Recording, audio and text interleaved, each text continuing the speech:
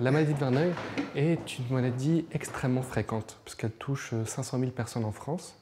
Malgré sa très grande fréquence, elle souffre d'une méconnaissance qui aboutit souvent à une errance pour les patients, une méconnaissance par le corps médical, par le patient, par son entourage. On estime actuellement qu'il faut 6 à 8 ans entre les premiers symptômes et le moment où un médecin pose le nom sur les symptômes et 6 médecins de vue avant que quelqu'un prononce le nom de maladie de Verneuil. Et pourtant, les critères diagnostiques sont simples. C'est des lésions caractéristiques qui vont être des nodules inflammatoires, c'est-à-dire des petites boules dures qui vont apparaître de manière intermittente, qui peuvent évoluer vers des abcès ou des fistules qui sont des orifices qui vont avoir des écoulements purulents ou pas. Ces lésions caractéristiques vont survenir sur des endroits caractéristiques qui vont être les plis sous les aisselles, les plis sous les seins, les plis inguinaux, les zones génitales.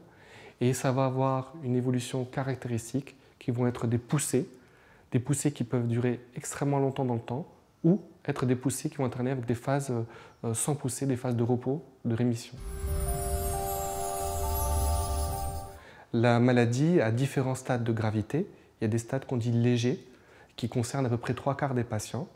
Il y a des stades qu'on dit modérés à sévères, qui vont concerner 20% à peu près des patients. Et la prise en charge va être totalement différente.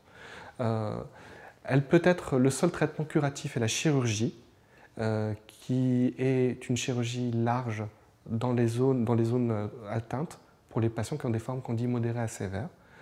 Pour les patients qui ont des topographies multiples, les traitements vont être essentiellement des traitements par voie générale, qui peuvent être des antibiotiques sur des périodes limitées ou sur des périodes prolongées, et des combinaisons de traitements, puisque la prise en charge de la maladie de Verneuil est forcément une prise en charge médico-chirurgicale, c'est-à-dire avec la chirurgie, plus ou moins associée à des traitements médicamenteux, antibiotiques ou autres possibilités.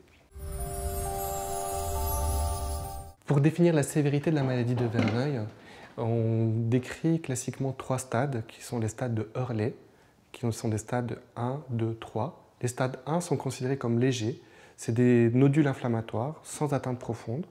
Les stades 2 sont des lésions, des nodules inflammatoires ou des abcès, qui vont être séparés par des intervalles de peau saine, c'est le stade qui est décrit comme modéré.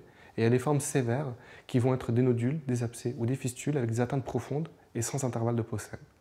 La gravité de la maladie est caractérisée par ces grades, mais aussi par les associations à d'autres pathologies qu'on appelle des comorbidités, puisqu'on sait que 5 à 10% des patients vont avoir une maladie de Verneuil et vont avoir d'autres symptômes, d'autres maladies associées qui peuvent être des atteintes articulaires ou des atteintes digestives.